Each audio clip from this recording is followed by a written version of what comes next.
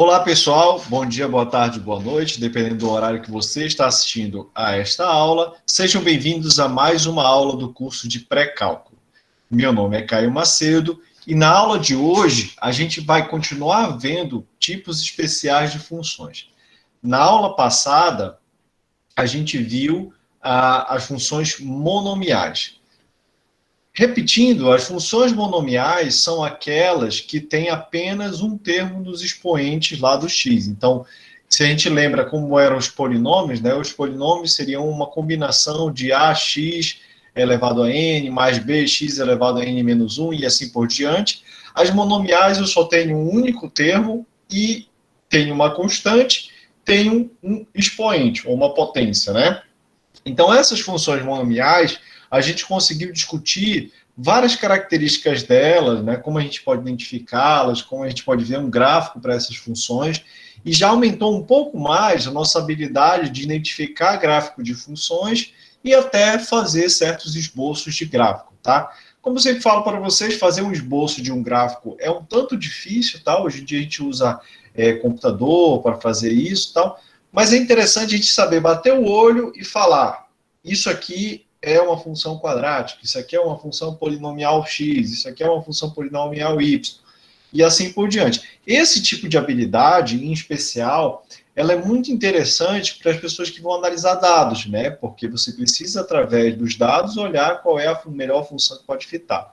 Mais uma vez, muitas dessas habilidades, no final das contas, quem vai fazer é o computador. Mas é sempre bom a gente saber o que está por trás daquela caixinha preta, né, do programa X, do programa Y, que vai nos dizer qual é o melhor ajuste para aquela função que a gente está querendo descrever.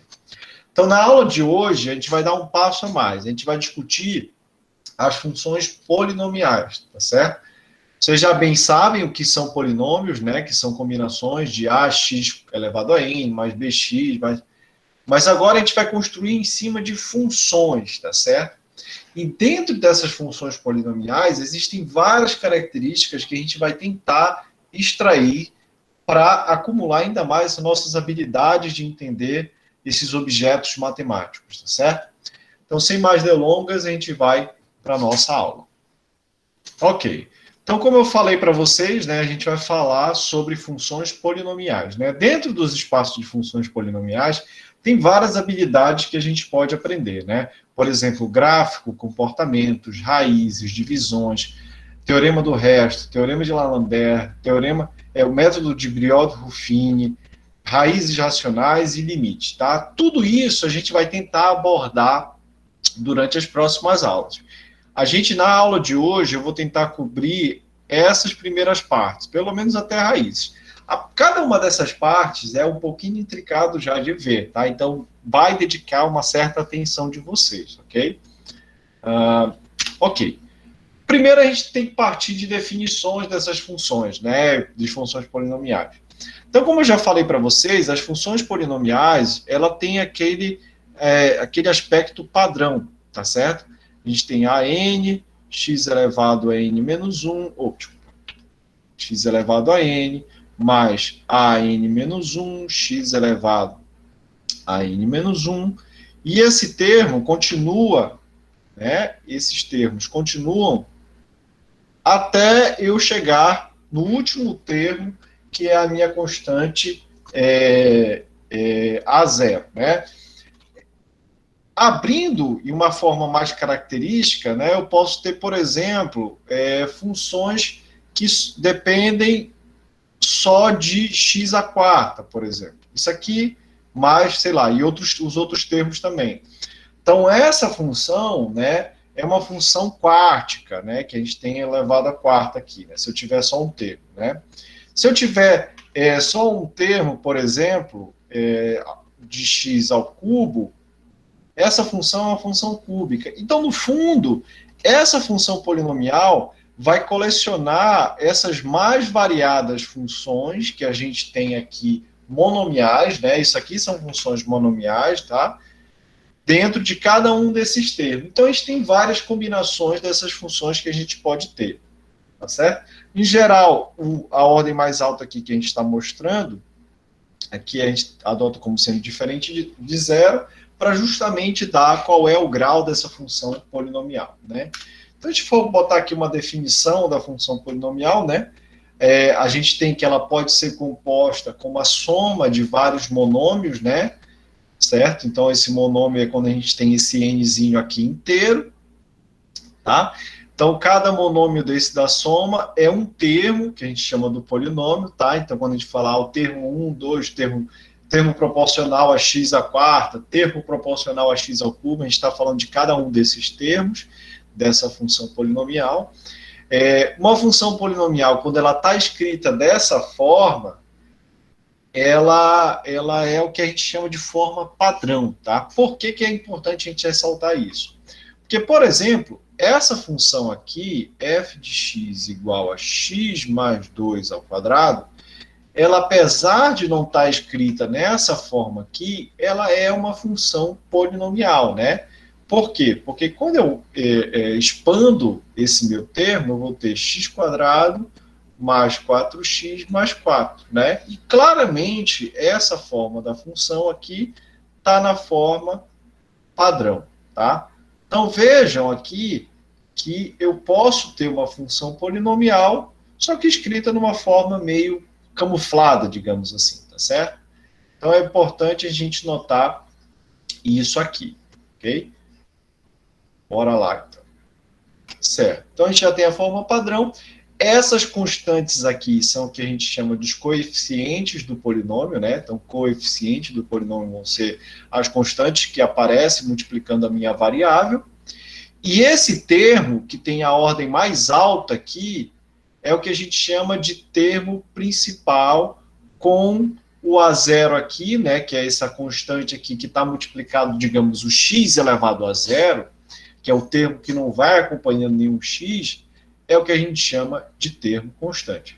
Por que ele é termo constante? Porque esse termo aqui não varia com x. Então, ok. Certo, bora ver um exemplo aqui, né, que a gente tem dessas funções polinomiais, né? Como eu falei para vocês, as funções polinomiais, elas são funções de vários monômios, tá certo? Então, é razoável a gente propor que o gráfico de uma função polinomial, que é essa combinação desses vários monômios, elas sejam compostas por vários gráficos, vários comportamentos de gráfico, que são semelhantes aos gráficos dos monômios, tá? Então, por exemplo, a gente já tem uma aqui, que a gente pode dizer aqui que é um polinômio, né? É uma função polinomial, porque se eu expandir aqui, eu tenho termos proporcionais aí a x ao cubo, termos proporcionais a x quadrado, termos proporcionais a x, e termos que são o nosso termo lá constante, tá certo?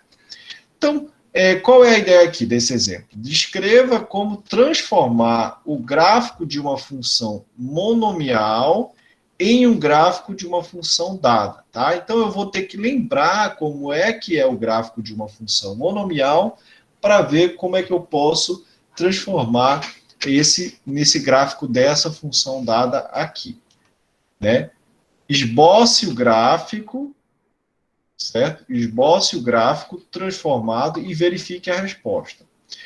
Se possível, em uma calculadora com esse recurso. Aqui eu não vou mostrar explicitamente na calculadora, eu poderia fazer isso num programinha separado, mas eu vou mostrar a foto do gráfico aqui, né? Calcule a localização do intercepto, valor por onde o gráfico passa no eixo vertical, y, né? E até mesmo para conferir com gráfico, como forma de conferir o gráfico transformado. Uma coisa que eu esqueci de mencionar, tá? O intercepto, no fundo, né, é esse termo constante, né? Por quê? O que é o intercepto? O intercepto é o ponto que a minha função f de x, né, que é o meu gráfico do meu y, ele cruza. Então, por exemplo, se eu tiver uma função desse tipo aqui, o intercepto vai ser justamente esse ponto aqui. E esse ponto aqui, ele é dado justamente por esse valor dessa constante A0. Por quê? Porque esse aqui, esse ponto que intercepta o eixo y, ele é dado por f de x igual a zero. E como o único termo que não depende de x dessa combinação aqui é o a zero, é óbvio que a gente vai anular todos os termos menos o a zero, tá certo? Então, esse cara daqui vai ser a zero. Então, é o ponto aqui que cruza, né, que corta o eixo x, tá certo? É um ponto que intercepta. O livro ele chama de intercepto, mas pode ser o ponto que intercepta o eixo x, o eixo y, desculpa. Ou pode chamar o ponto que corta o eixo y, ou pode chamar só de intercepto, tá certo? Então, bora lá ver como é que a gente pode tentar enxergar esse gráfico aqui. Primeiro, esse gráfico aqui dessa g de x, tá? Bom, a primeira coisa que eu posso observar é que esse gráfico aqui, ela parece muito, essa função aqui, desculpa, ela parece muito com uma função de x elevado ao cubo. A única diferença aqui é que ao invés de x, eu tenho esse x mais 1, tá certo? Mas se o meu x fosse algo como se fosse um y menos 1, se eu substituísse o meu x por y menos 1, essa função ficaria 4y ao cubo, tá certo? O que seria exatamente o gráfico de uma função cúbica. Então, isso me leva a crer que o gráfico dessa função vai ser o gráfico de uma função tipo x elevado ao cubo. Tipo x elevado ao cubo, não exatamente. Aí a gente tem que começar a ver a diferença, tá certo? Esse tipo de transformação aqui é, no fundo, uma transformação que desloca o meu eixo, tá? Então, por exemplo, o meu eixo de simetria aqui é x igual a menos 1, que é o ponto em que a minha função y vai ser zero, tá? Então, se eu puder colocar o gráfico aqui, a minha função y, ela é zero em menos 1. Então, x igual a menos 1, né? Então, nesse caso aqui, eu tenho que a minha função vai partir daqui. E aí, notem o seguinte, notem que o gráfico, a partir de x igual a menos 1, ele é exatamente o gráfico da x ao cubo. Só que ele é o gráfico da x ao cubo deslocado um pouquinho aí para a esquerda, tá? Então, eu teria que o gráfico desse cara aqui, ele vai aumentar desse lado, tá? Do lado direito, né, desse ponto ele vai aumentar. Por quê? Porque para cá, para esse lado, quando x é maior do que menos 1, esse número cresce. Quando x é menor do que o menos 1, esse número vai ser negativo. Então, esse gráfico para esse lado vai ficar uma coisa assim, decaindo. E esse gráfico, ele tem uma simetria ímpar, né? Lembram que é a simetria ímpar, né? O lado esquerdo é o negativo do lado direito, só que em relação a esse eixo aqui deslocado, tá?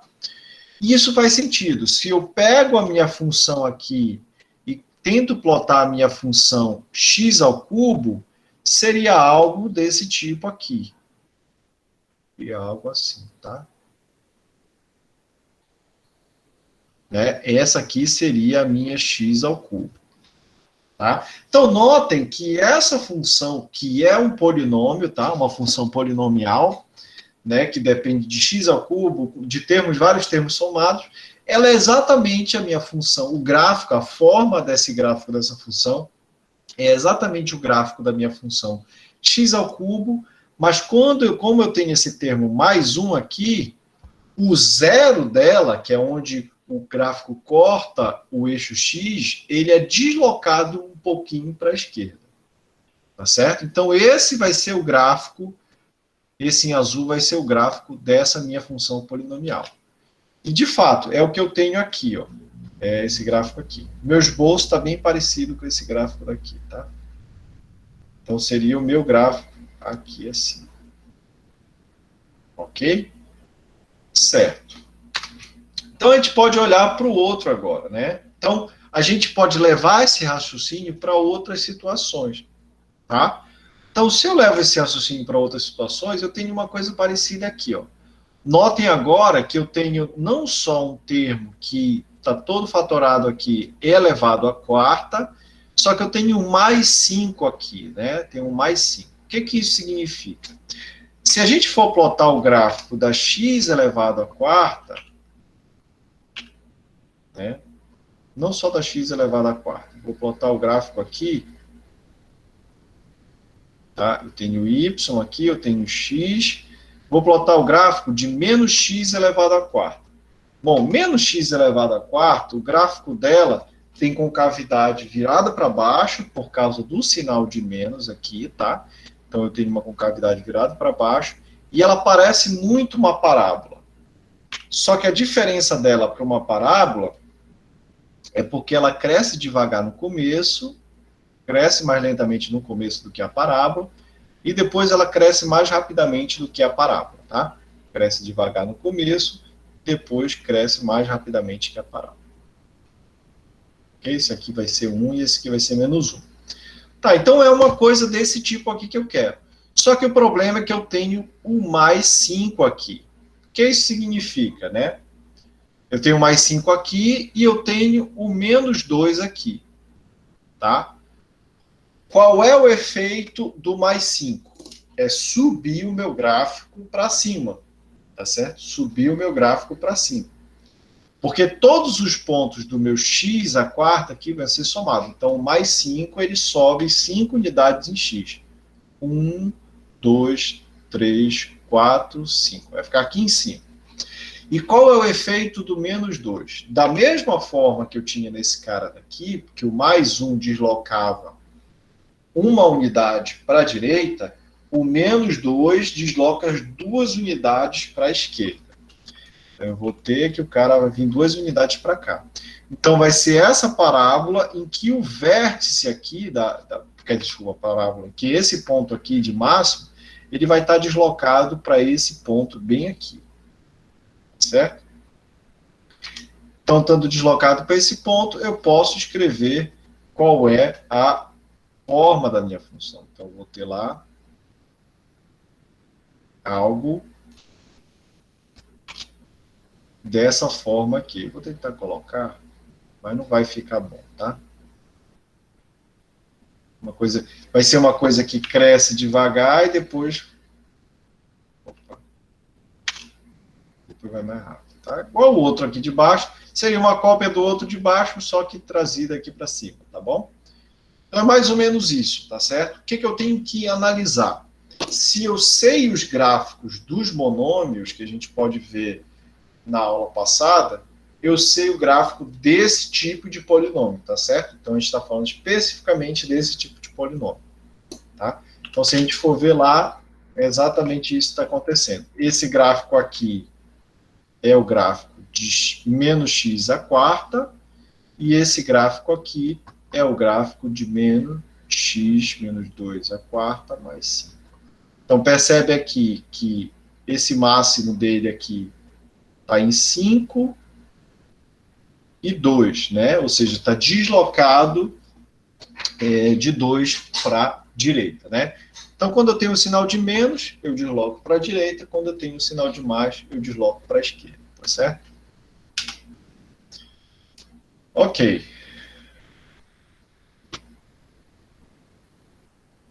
Ah, outra coisa interessante que pode nos ajudar nesse gráfico aí, que eu acabei esquecendo de falar. Uma coisa que pode nos ajudar é analisar os pontos que são os intercepts, né? Interceptas, que são os pontos que interceptam o eixo Y. Por quê? Porque eu posso esboçar já levando em conta que esse ponto aqui vai ser o ponto em que ele vai tocar. Então, lembrem como é que a gente faz esse ponto? Né? O ponto que intercepta o eixo Y é o ponto x igual a 0. Então, se eu faço x igual a 0, eu vou ter o seguinte: 4, 0 mais 1 ao cubo. Então, aqui vai ficar 4 vezes 1 ao cubo, que dá 4. Então, esse ponto aqui intercepta o 4 certinho. Então, quando eu for esboçar o gráfico, eu tenho que escrever ele de uma tal forma que intercepta o 4 direitinho, tá? Esse cara aqui também, né? Eu posso analisar para quando x igual a zero.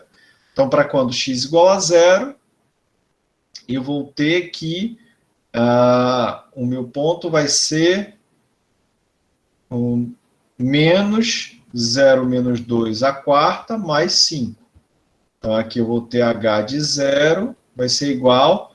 Menos 2 a quarta vai ser 2 vezes 2, 4. 4 vezes 2, 8. 8 vezes 2, 16. Então, aqui vai ficar menos 16 mais 5, que isso vai ficar menos 11.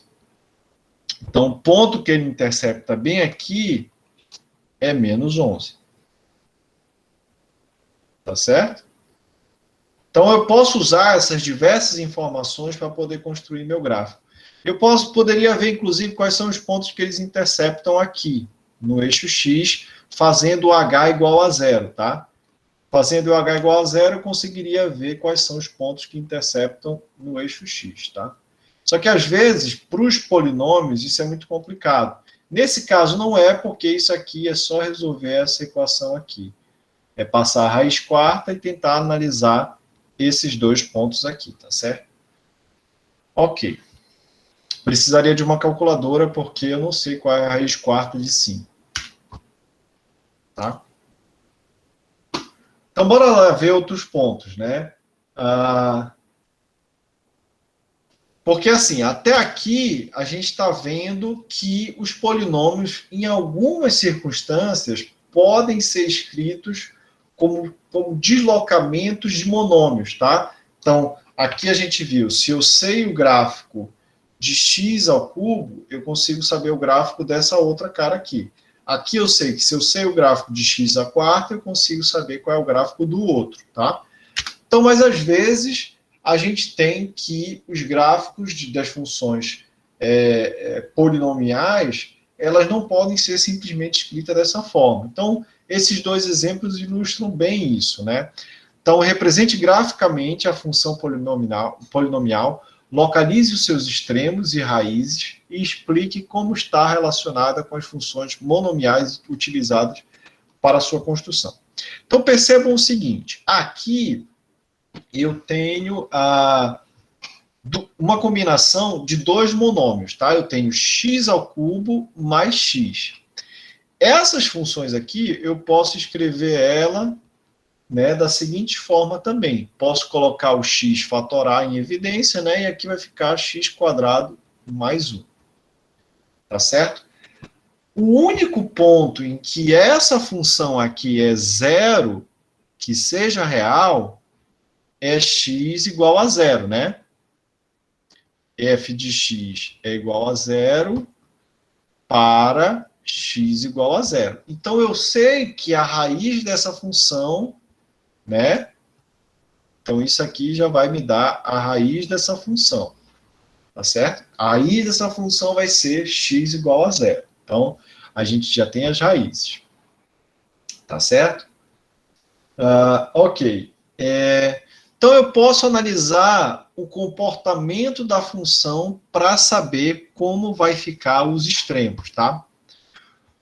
Quando o x é muito pequeno, ou seja, o x está lá entre 0 e 1, o valor decimal, esse x ao cubo, né? Esse x ao cubo vai ser desprezível, porque um número pequeno elevado ao cubo fica menor ainda. Então, para x muito próximo de zero, nós temos que essa função ela vai se aproximar de x, ou seja, o termo dominante dele é x. E para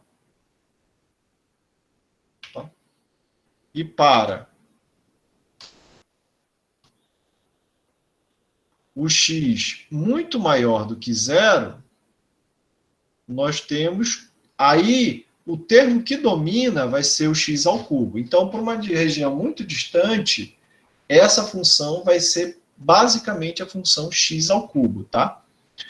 Então, a gente tem que f de x vai ser x ao cubo. O que isso me diz, tá? Isso me diz o seguinte. Isso me diz que, para regiões muito longas de x, essa função tem o mesmo comportamento da minha x ao cubo. Tá certo? E para funções muito próximas, ela tem o mesmo comportamento da função y igual a x. Então, se eu fosse traçar aqui a y igual a x, seria essa reta aqui, tá? É uma reta, como a gente já sabe. E se eu for traçar a função y igual a x ao cubo, então isso aqui é y igual a x, né? Isso aqui é meu y, aqui é meu x. Se eu for traçar y igual a x ao cubo, eu tenho que elas se encontram exatamente no ponto x igual a 1 e y igual a 1, e no ponto diametralmente oposto, porque essas duas funções elas são antissimétricas, ou têm simetria ímpar, né? Lembro que a simetria ímpar, se eu boto o sinal de menos no x, eu ganho o sinal de menos no y. Vamos lá. Então, a minha função aqui é y igual a x ao cubo, ela cresce aqui para esse lado, bem devagarzinho, tá? Porque é x ao cubo. Então, ela cresce mais ou menos assim, tá? Então, percebe que nesse lado aqui, ela começa a aumentar muito, e ela é antissimétrica, então, para esse lado aqui de baixo, ela é basicamente a mesma coisa do outro lado. Então, o meu gráfico é uma soma dos dois. O que isso quer dizer? Isso quer dizer que, para valores de x muito pequenos, esse gráfico ele é muito parecido com a reta, mas para valores de x maiores, esse gráfico vai ser mais parecido com x ao cubo.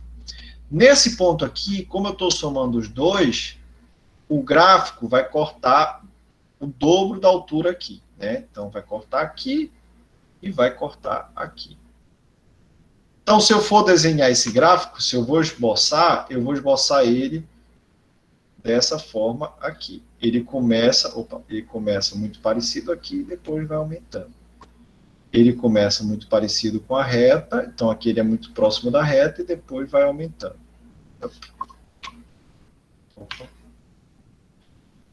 E depois vai aumentando, tá? Então seria algo desse tipo aí, tá? Então é só a gente pensar qual é o gráfico da função f de x igual a x, qual é o gráfico da função x igual a x ao cubo, e tentar combinar os dois, né? Ver onde um é importante ou do outro é importante, né? Aí aqui, localize os seus extremos. Nesse caso aqui, eu tenho extremos? Não tenho extremos, né? Eu não tenho nem mínimo, nem máximo, tá certo?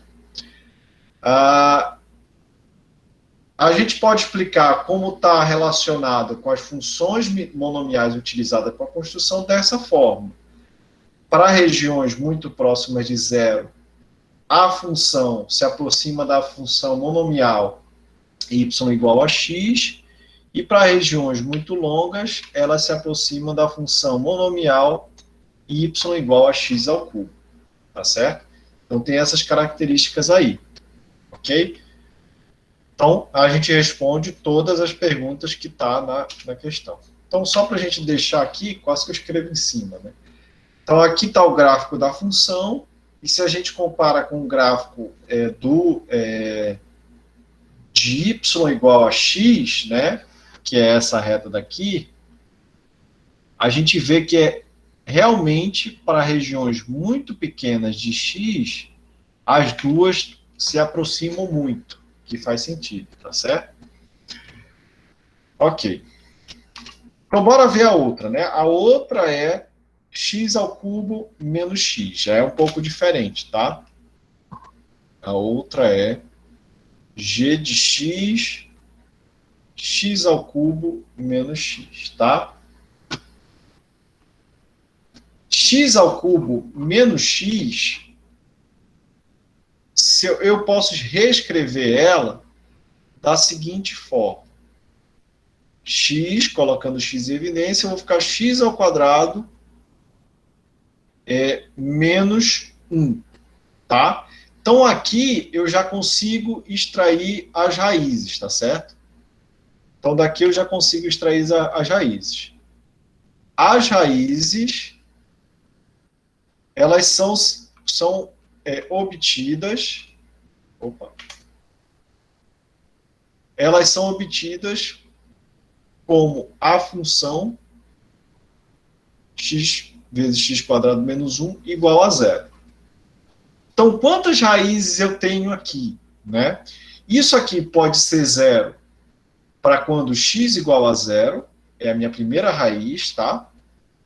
Isso aqui é 0 para x igual a 0. E isso aqui é 0 para quando x ao quadrado menos 1 é igual a 0. Tá, aqui eu extraio duas, né? Eu extraio uma x mais, que vai ser mais 1, e uma x menos, que vai ser menos 1. Então, eu tenho três raízes aqui. Eu vou chamar de x, 1, 2, 3 aqui, tá? 1, 2, 3. Então, eu tenho essas três raízes. Essa minha função, ela vai ser 0 quando x igual a 0. Aí eu zero essa função. Ela vai ser 0 quando x igual a mais 1, né, que aqui vai ficar mais 1 ao quadrado menos 1 dá 0. E ela vai ser 0 quando x igual a menos 1. Que aí eu vou ficar com menos 1 ao quadrado dá mais 1, com menos 1 vai dar 0. Então, isso significa o quê? Isso significa que se eu tentar desenhar um gráfico dessa função, né, tá aqui o meu x e o meu y, esse gráfico vai cortar tanto o menos 1, quanto o 0, quanto o mais 1. Deixa eu só botar aqui um pouquinho melhor. Então, esse gráfico, ele corta esses três pontos, tá? Então, qualquer gráfico que eu tenha vai cortar esses três pontos aí.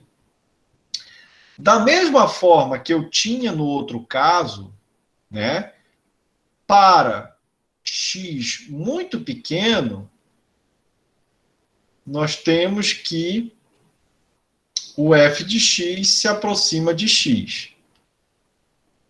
Para x muito grande, nós temos que o f de x se aproxima de x ao cubo. Desculpa, aproxima de menos x, né? Porque agora eu tenho um sinal de menos, tá certo? Note que eu tenho um sinal de menos, tá? Então, eu posso procurar já desenhar. O menos x é uma reta... Eu odeio fazer reta assim, de lá para cá. É uma reta que passa mais ou menos assim, tá? Esse aqui é o y igual a menos x, né? E esse ponto aqui é o ponto, né? Menos 1 e 1, ou 1 menos 1, e esse ponto aqui vai ser o ponto menos 1 e 1, tá? Que é 1. Então, a gente tem esses dois pontos aí, tá certo? E aí a gente tem o gráfico x ao cubo e o gráfico de menos x. O gráfico de x ao cubo é aquele mesmo gráfico parecido com esse daqui, tá? O gráfico de x ao cubo, a gente tem algo desse tipo aqui. Vou botar aqui de azul clarinho. Ele passa aqui nesse ponto, ele começa devagar, e aí ele vai aumentando. Tá? E aqui também começa devagar, e aí ele vai aumentando. Não, eu apaguei tudo. Vou botar logo o gráfico, tá? Vou botar logo o gráfico, eu sem querer apaguei tudo. Então, lembra que a gente tinha o seguinte, a gente tinha o gráfico aqui do y igual a menos x, né? A função que a gente tinha era g de x igual a x ao cubo menos x. Então, para valores muito pequenos, eu tinha basicamente que a minha função ia ser uma reta decrescente, então está aqui. E para valores muito grandes, eu teria que a minha função ela seria o x ao cubo. E lembra que o x ao cubo era uma coisa assim, ó. Começava devagar e aí ia aumentando aqui para esse lado. Começava devagar e ia diminuindo aqui para esse lado, tá? Essa que era a função y igual a x ao cubo, tá? E para cá elas iam se aproximando, tá vendo? Estão se aproximando. Né? Para valores muito grandes de x, essas duas iam coincidir, porque a escala aqui não permite a gente mostrar. Então, a soma dessa y igual a menos x com essa y igual a x ao cubo daria esse gráfico daqui, né? Percebe que como o y igual a menos x domina no começo, essa função vai decrescendo. Tá? Aqui e para esse lado aqui ela é positiva, né? Então aqui ela decresce, só que eu sei que o zero dessas funções são aqui. Então eu sei que ela tem que dar a volta e ser zero exatamente nesse ponto. Então eu posso esboçar dessa forma aqui, tá certo? Ela continua sendo, continua tendo simetria ímpar, né? Vocês podem olhar aqui, a simetria dela é ímpar. E aqui eu começo a aumentar, tá? Então eu começo a crescer e aí o esboço desse gráfico ficaria algo desse tipo. Eu apaguei, né? Mas era basicamente isso que eu tentaria desenhar, tá bom? Então, a gente tem um comportamento típico aí das nossas funções cúbicas, né? Então, essas duas funções que a gente adotou aqui são funções cúbicas, e aí a gente já pode pensar no comportamento típico das nossas funções cúbicas, tá? Aqui, nesse caso aqui, é quando eu tenho o A3 positivo, né? Lembram que as funções cúbicas típicas, né? Espera aí, só um segundo.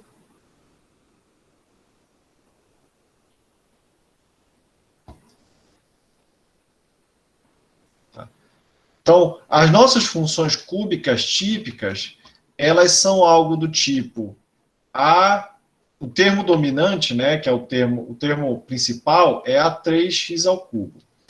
Então, o x ao cubo, ela sempre me diz o seguinte, que para regiões muito grandes de x, né, quando o x é muito grande, estou muito longe do meu eixo zero, aqui do meu zero, eu tenho que essa função vai se aproximar com o x ao cubo, tá? Isso significa que, para regiões muito distantes, essa função na parte da direita do gráfico vai ser igual da parte da esquerda do gráfico, só com sinal invertido, porque é isso que x ao cubo faz, né?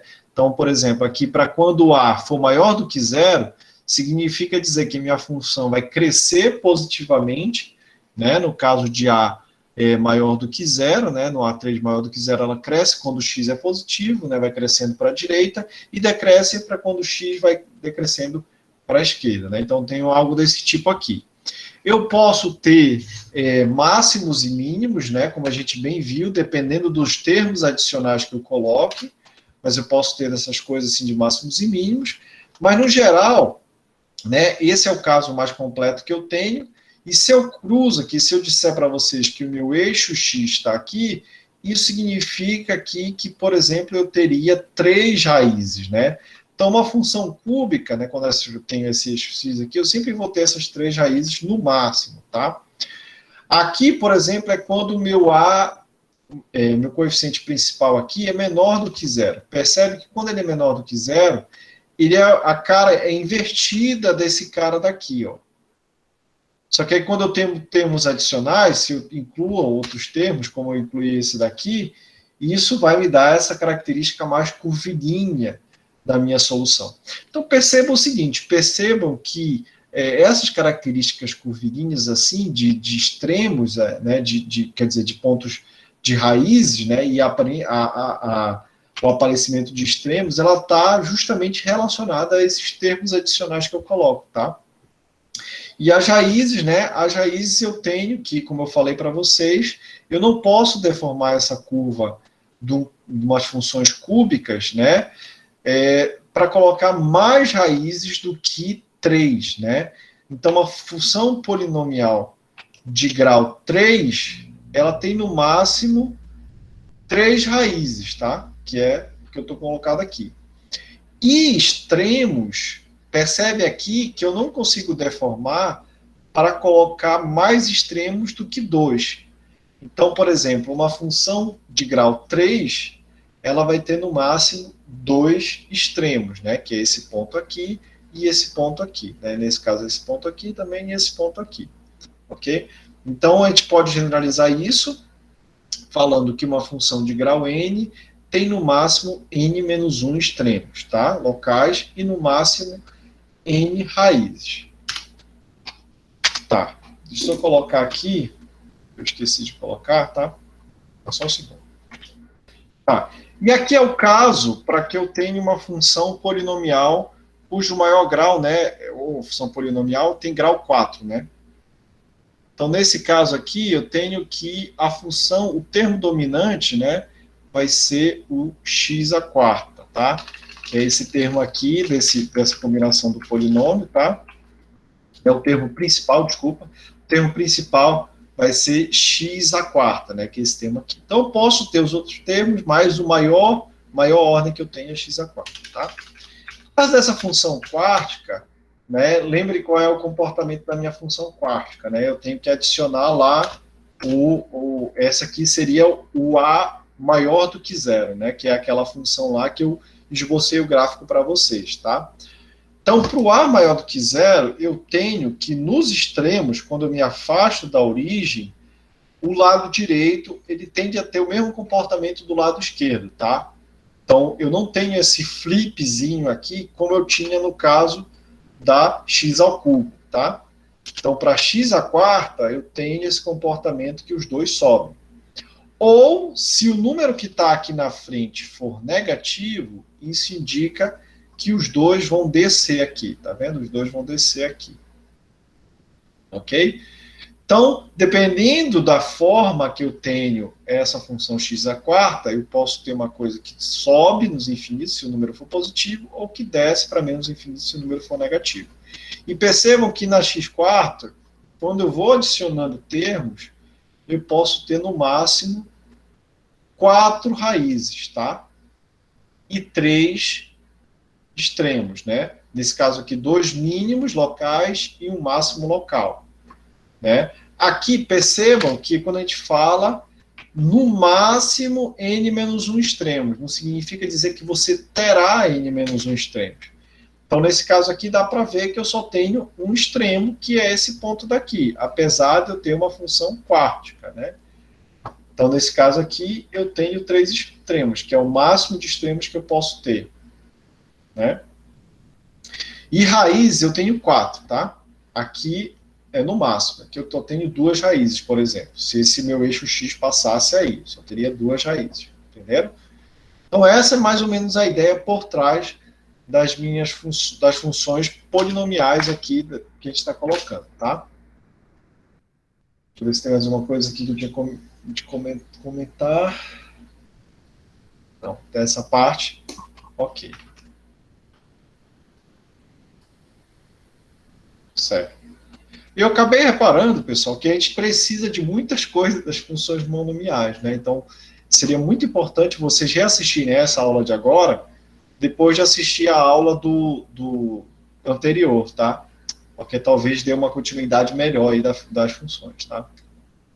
Então, bora lá para comportamento das funções polinomiais nos extremos, né? Então, é aquilo que eu estava falando para vocês, né? Nos extremos, sempre a gente vai ter o termo principal como sendo dominante, né? Para quando o x ou vai para o número negativo menos infinito ou vai para mais infinito, sempre o termo dominante vai ser o que vai ditar o comportamento da minha função. E a gente vai... o termo principal, desculpa. Sempre o termo principal vai ditar. Então, aí, isso dá para ser visualizado nesses 3 gráficos aqui, tá certo? É o gráfico da mesma função, que é essa função aqui, né, que não é uma função simples de analisar, como vocês podem ver, tá certo? Mas vocês podem ver que, por exemplo, nesse caso, são só as escalas diferentes.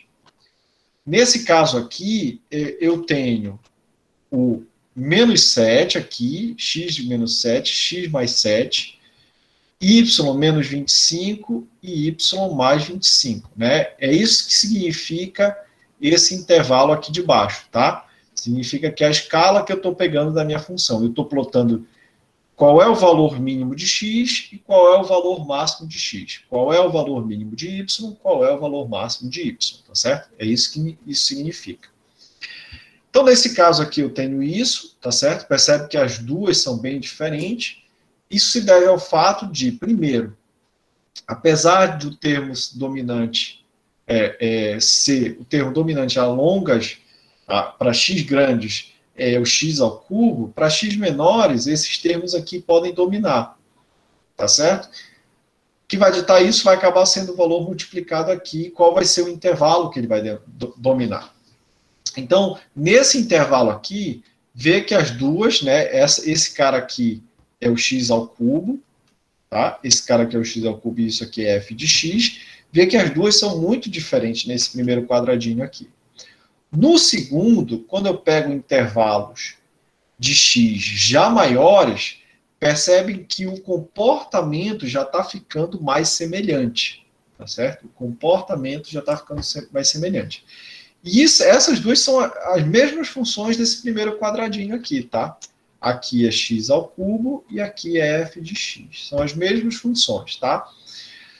Se eu faço ainda mais um zoom para fora, né? A gente tem aqui, ó, olha o intervalo.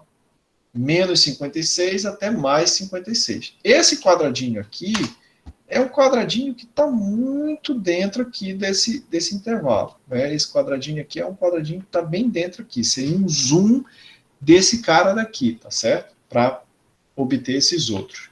Então, eu tenho aqui que os dois gráficos já são semelhantes demais, né? O que me indica que o termo dominante aqui, que é o termo principal, ele domina nos extremos, né? Que é justamente isso que a gente já está falando aqui de uma forma ou de outra desde de uns slides anteriores, tá?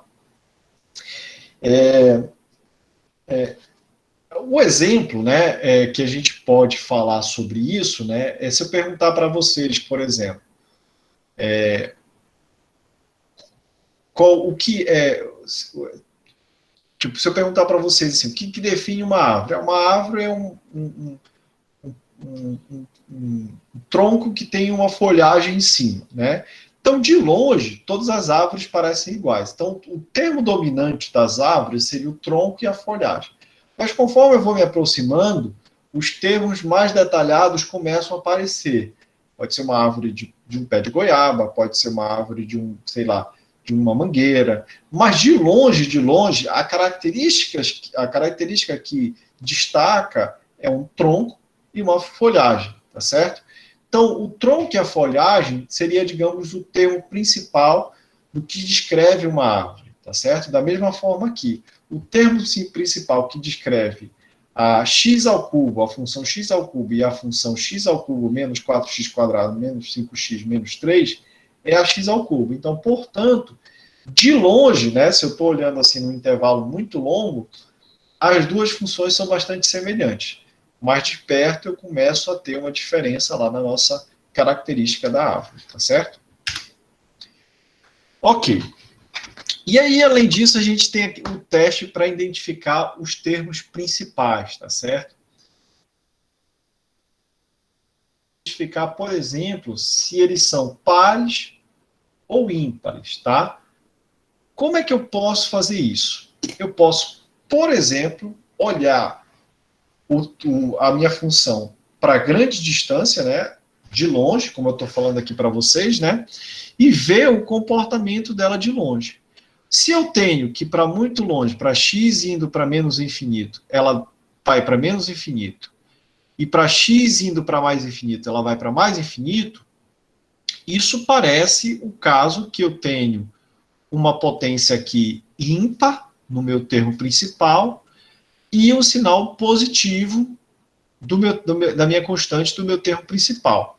Então, por exemplo, esse cara aqui poderia descrever muito bem um x ao cubo, tá certo? Para quando é muito distante. Ou um x à quinta. Então, esse tipo de gráfico já me identifica que a minha potência vai ser ímpar e que o meu coeficiente vai ser positivo. Se eu tenho uma coisa semelhante, mas invertido, ou seja, para x indo para menos infinito, para x indo para essa direção, a minha função cresce, né? E para x indo para essa outra direção, a minha função decresce, parece que eu só inverti esse primeiro caso aqui, não é? Então, se é algo assim, isso só me indica que o meu coeficiente principal vai ser negativo, desculpa, e o meu n é ímpar, tá certo? A mesma coisa acontece para o coeficiente positivo e o n par, só que para quando o meu n é par, ou nos dois extremos ela sempre cresce, ou nos dois extremos ela sempre decresce, tá? Que é esse caso e esse caso aqui, respectivamente, tá? Então, nos dois extremos ela sempre cresce, significa que o meu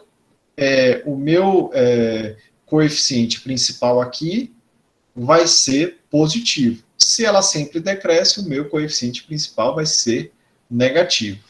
É aquele lado da parábola, né? Parábola com cavidade voltada para cima significa coeficiente positivo, para baixo significa coeficiente negativo, tá bom? Ok. Então, bora analisar alguns exemplos de funções no extremo, né?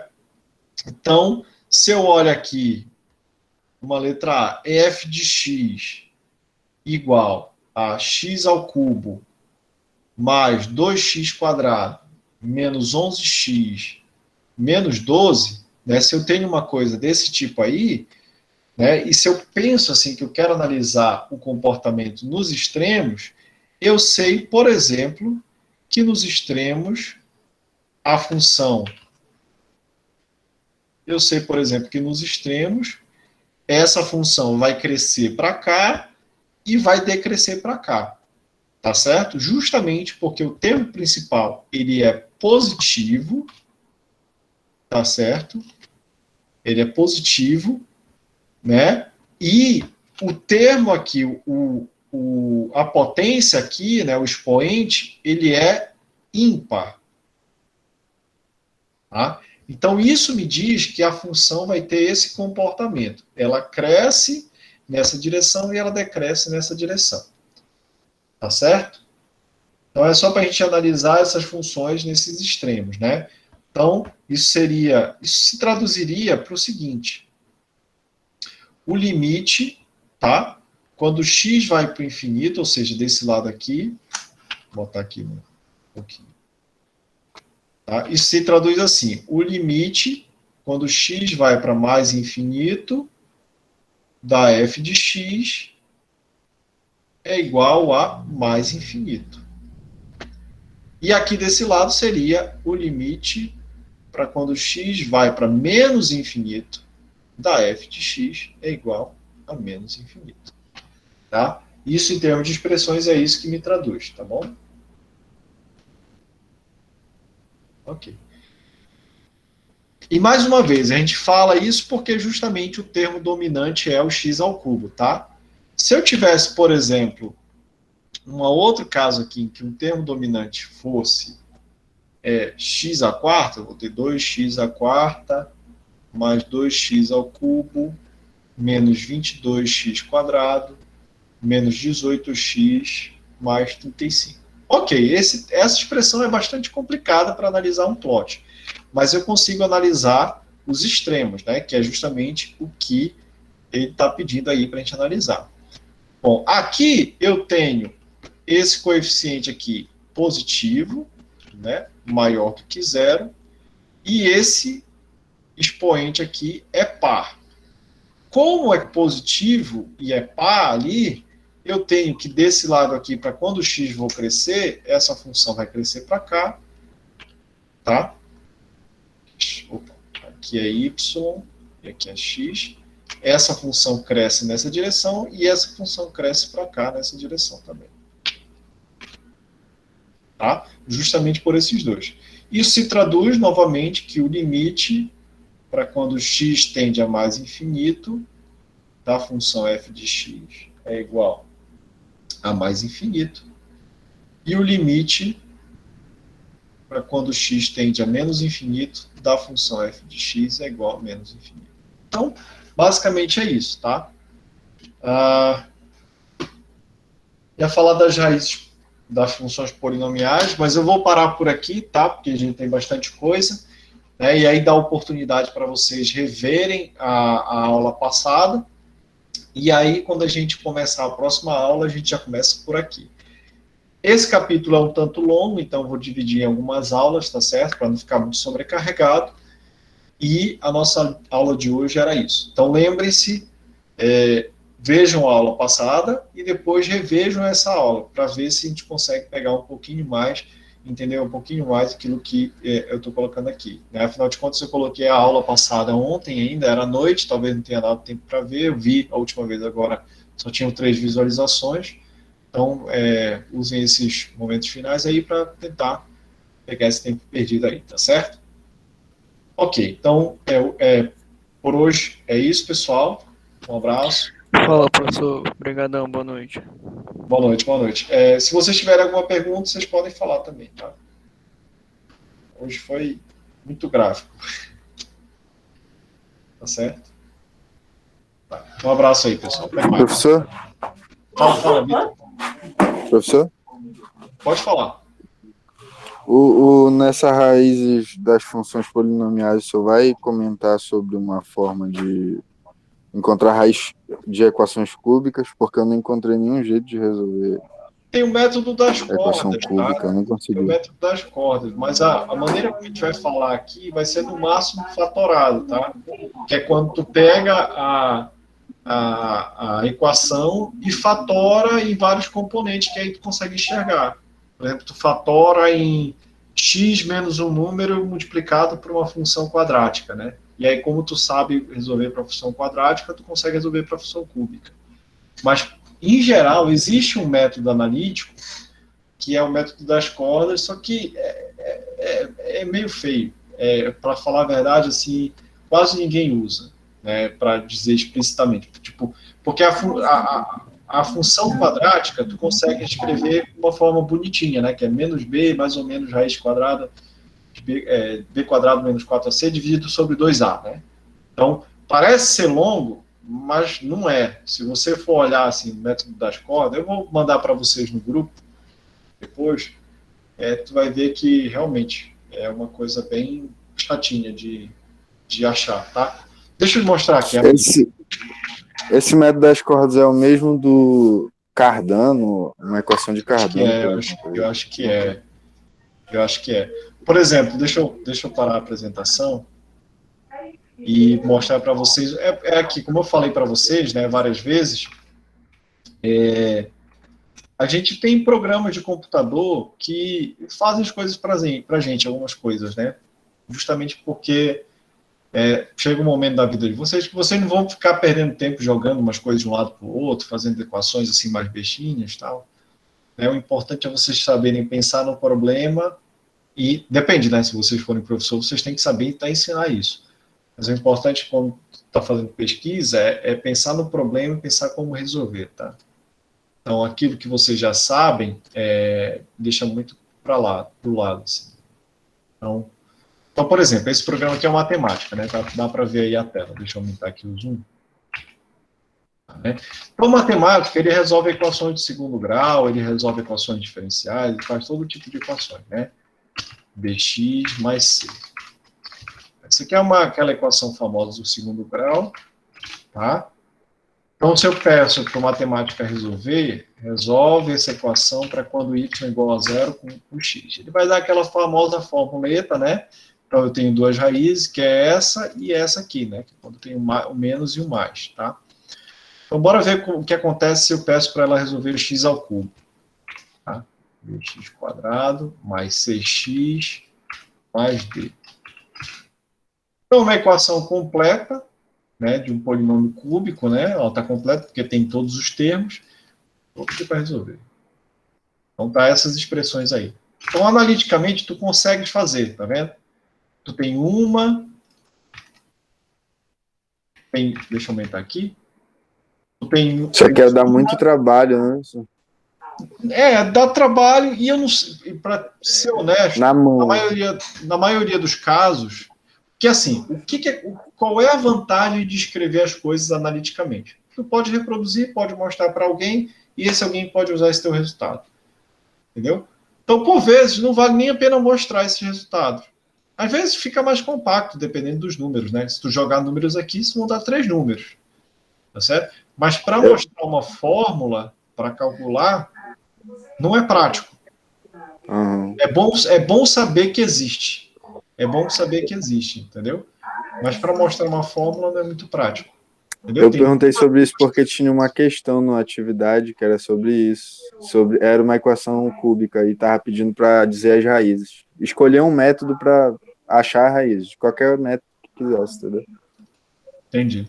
Tu pode fazer com esse, entendeu? Mas como eu te falei, eu só consegui fazer graficamente. Aí eu coloquei a resposta. Graficamente, às vezes, assim, se tu tá lidando com um problema físico e tu precisa de uma estimativa, que é algo que a gente fala que é um número por alto, a melhor forma é graficamente. Porque tu olha o ponto e tu fala assim, tá aqui, ó. É mais ou menos esse número aqui, entendeu? Mais prático. É mais prático, bem mais prático. Essa sua plataforma é paga, professor? Esse é. Mas tu tem outros, por exemplo, o Maxima. Não sei se eu tenho falado aqui Maxima. Porque ele mostra os passos, né? Diferente de outros calculadores que eu uso. Não, esse aqui não mostra os passos. Tu resolve, assim, porque eu defini a função, mas ele não mostrou como foi para chegar aqui, entendeu? Existem algumas ferramentas que são interessantes, né, para fazer para fazer contas, assim. Tem o Maxima, tem o GeoGebra também, que é de ensino. Tens o Wolfram Alpha, que é do mesmo. O Wolfram Alpha é de graça, né? Então, por exemplo, já ouvi falar do MATLAB também. MATLAB assim, na física, quase ninguém usa MATLAB. Ser honesto, assim, quase ninguém usa MATLAB. Porque é uma linguagem que não é tão eficiente, certo? E matemática tem muita coisa implementada, mas muita coisa mesmo. Então, acaba que o matemática é mais completo, de certa forma. O MATLAB, tem gente da matemática que usa, mas isso acaba sendo uma coisa cultural, entende? Por exemplo, eu fui criado dentro do matemática, entendeu? Então, no meu trabalho, eu uso muito matemática. Mas se eu achar que a matemática está muito ineficiente, eu parto para uma linguagem mais pura. Por exemplo, eu tento escrever alguma rotina em Fortran, em C, até em Python, né? Até em Python. Mas, assim, eu nunca precisei. Então, eu estou muito confortável na minha zona de conforto aqui. Entende? Entendi. O MATLAB pode ser tua zona de conforto. Mas pode ser que para implementar uma coisa mais diferente, tua zona de conforto não seja suficiente. Então, por exemplo, o matemática, ele me dá uma zona de conforto bastante ampla, porque ele tem muita coisa implementada. Mas o MATLAB não. O MATLAB ele tem uma linguagem de programação que não é tão eficiente assim, certo? E pode dar problema, assim, depois quando tu for fazer outras coisas, tá? Deixa eu só ver aqui uma coisa aqui, peraí. Vou tentar fazer aqui o x mais b. Vou ver se o Wolfram Alpha te dá soluções. Ah, tá. Ó, por exemplo, o Wolfram Alpha, deixa eu projetar aqui. Ele é da Wolfram também, né? Que é o mesmo cara que faz matemática. Hoje em dia, qualquer físico do mundo, qualquer físico, tô te dando, assim, que se preze, que queira ter uma carreira boa na academia, tem que saber matemática. Tu vai, assim, nos grupos mais famosos, por exemplo, e procura, e sempre tem alguma rotina no matemática. Tu segue uns cientistas legais no Twitter que fazem animações, muito provavelmente eles vão fazendo matemática. Então, assim, acaba que Tem o Maple também, o Maple foi um pacote muito famoso, mas ele se tornou muito ineficiente também. Então acaba assim que varia muito, né? Mas deixa eu mostrar aqui. Esse matemática que o senhor fala é uma linguagem de programação ou é uma plataforma? Ele é uma certa linguagem de programação, mas ele é construído em cima da linguagem C. Mas ele já adota uma sintaxe própria, né? Que é característico de uma linguagem de programação. Tá? Então, por exemplo, essa guia aqui, tu deve estar olhando aí, é a do Wolfram Alpha. Então, o Wolfram Alpha ele serve para muita coisa, né? Tem que escrever em inglês, claro, né? Mas, por exemplo, eu escrevi a mesma equação lá que eu tinha aqui, né? Aí tu vai ver que ele vai dar as raízes. E, às vezes, ele te dá os passos para encontrar as raízes, tá? Te dá gráficos. Geralmente é pago, né, os passos. Os passos são pagos. Aí tem essa coisa. Tem um aplicativo para celular também. Então, assim, é uma ferramenta muito boa para estudo, tá certo? Por exemplo, se eu dou um daqueles polinômios lá, deixa eu ver. Vou pegar um daqueles exercícios aqui. Se você não está entendendo um exercício, aqueles de manipulação, de simplificação, você pode pegar e tentar jogar aqui para saber como é que ele simplifica. Estou procurando aqui só para a gente ter um exemplo. Pô, seria muito legal se tivesse mais gente na aula. Então, eu vou deixar até essa parte inserida no vídeo, para caso as pessoas queiram assistir, tá? Não, deixa eu ver aqui, mas tá aqui. Então, bora ver aqui um desses exemplos. Bora ver se ele simplifica. Pode ser que ele não simplifique e eu tenha como besteira, porque eu não tentei, né, também. Então, x ao cubo. X ao cubo. Cubo é o chapeuzinho, tá? Mais 2x ao quadrado. Ele entende que em algumas linguagens tu tem que botar o asterisco para a multiplicação, tá? Menos 3x, menos... 2 asteriscos. Não, só um asterisco. Não sei se 2, velho. 2 eu acharia estranho. No Python, 2 é potência. Ah, é? Então, dividido por x ao cubo, menos 2x ao quadrado. Então, o exercício que eu tenho é escrever essa equação de uma forma reduzida, tá? É uma daquelas questões que a gente tem lá no livro, tá? Eu vou dar um enter aqui só para ver se ele escreve, se ele tenta simplificar. No matemática, existe um comando para simplificar, porque o matemática também faz manipulações algébricas. Tá pensando. Vou tentar ver se eu faço matemática enquanto ele pensa aqui.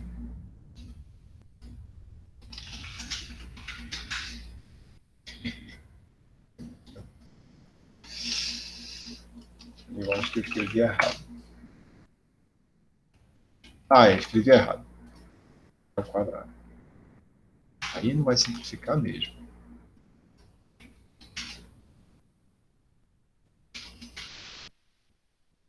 Não tá indo. Então, e aqui é o mais. Escrevi errado aqui também. É difícil.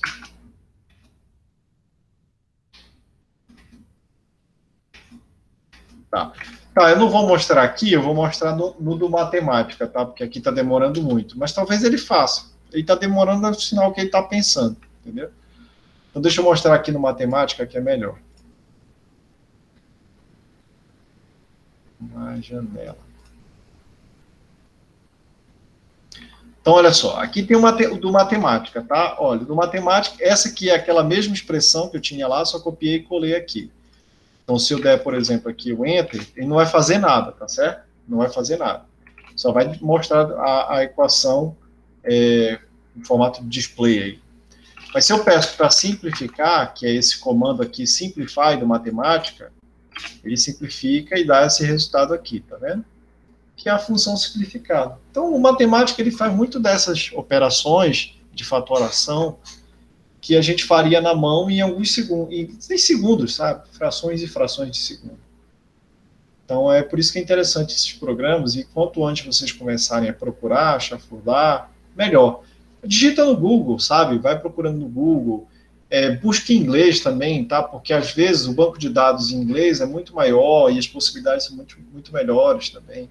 E agora tem Google Tradutor, que pode fazer parte dessa tarefa para vocês, que é muito simples também, né, de usar. Tá certo? Então é isso. Eu vou deixar essa parte na aula, tá? Porque eu acho que é interessante para quem quiser saber depois. E, bom, é isso, tá? Um abraço aí, pessoal. Beleza, pessoal, valeu. Tchau, tchau. Falou, Boa galera. noite, professor.